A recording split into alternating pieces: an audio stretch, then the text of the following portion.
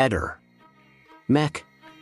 Pallister. Ezio Denti è il prossimo che verrà querelato. Mentre mentire davanti al PM Assit non è ammesso, si prenderà la conseguenza delle sue azioni e parole come tutti noi. Ma non è il punto principale.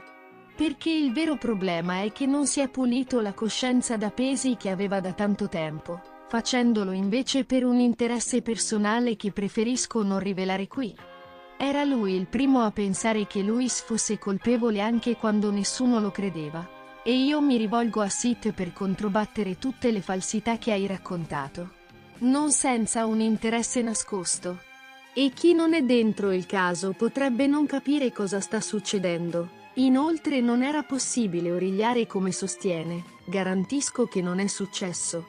E lui ha registrato il colloquio di nascosto. Il che è un illecito, tanto che il dottor Barzan lo ha fermato, lasciando solo il video mentre stavamo parlando. E i colloqui registrati senza consenso non hanno valore legale a prescindere. Lo dico per esperienza personale, avendo registrato minacce telefoniche e sentendo i carabinieri dirmi che pur avendo ragione non potevano usare la prova. Quindi questa situazione per me è servita solo a creare confusione e fumo negli occhi. Credo sia stato fatto consapevolmente, portando altro odio e fango nei vostri confronti. Per questo gli mando un abbraccio grandissimo. Peccato che quando era con noi diceva che il colpevole era sicuramente lui, se ha sempre pensato questo. E l'interesse ce l'ha lui. Anche se gli altri non lo vedono chiaramente. Berlasco, quel giallo che dal 2007 ci tiene compagnia come una serie TV infinita, con puntate piene di colpi di scena e teorie da tribunale. Al centro delle ultime discussioni c'è l'impronta 33, quella famigerata traccia trovata sulla superficie interna dell'anta fissa della porta della cucina, che per la procura di Pavia è la firma indelebile del presunto killer Andrea Sempio. Gli inquirenti si sono fissati su questo dettaglio, parlando addirittura di 15 minuzie delle creste papillari come se fossero segreti di Stato. Peccato che la difesa e i consulenti tecnici insieme alla famiglia Poggi alzano le spalle. Secondo loro quei dettagli validi sono appena 5, troppo pochi per dichiarare chiaro e tondo: ecco chi è stato.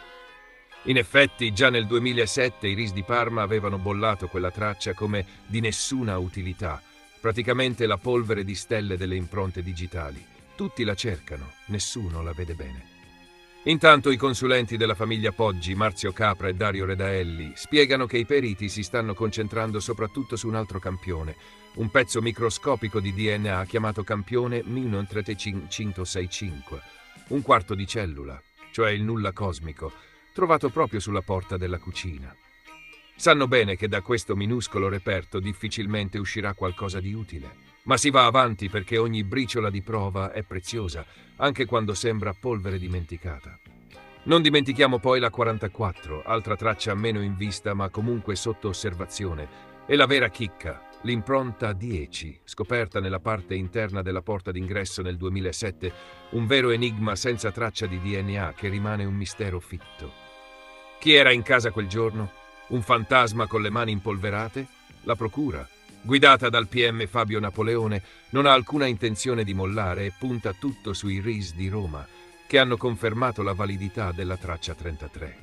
Secondo loro, quell'impronta non è un ricordo di un giorno qualunque, ma è stata impressa proprio mentre il killer gettava Chiara Poggi giù per le scale della cantina. Una scena da film thriller, ma senza colonna sonora. La difesa di Sempio, però, risponde con una consulenza firmata dall'ex capo dei RIS Luciano Garofano e dal dattiloscopista Luigi Bisogno, che ribadiscono che quella traccia è poco nitida e troppo incerta per essere usata come prova definitiva. Insomma, più che una prova, sembra un puzzle con pezzi mancanti. Andrea Sempio intanto si giustifica dicendo che frequentava il seminterrato della casa per prendere giochi da tavolo con l'amico Marco Poggi, ma questa versione non ha convinto nessuno. Perché è un po' come dire: ero solo venuto a giocare a risico mentre si indaga per omicidio. La famiglia Poggi, sempre scettica sulle nuove indagini, ha chiesto che l'impronta 33 venga inclusa nell'incidente probatorio anche per verificare la presenza o meno di sangue, ma i PM hanno detto no. Non si può mica aprire la porta a tutte le richieste. Infine, L'avvocato di Alberto Stasi, Antonio De Rensis, aggiunge pepe alla vicenda sostenendo che a uccidere Chiara Poggi sono state almeno 2 persone, complicando ulteriormente la trama, come in una soap opera con più personaggi in gioco.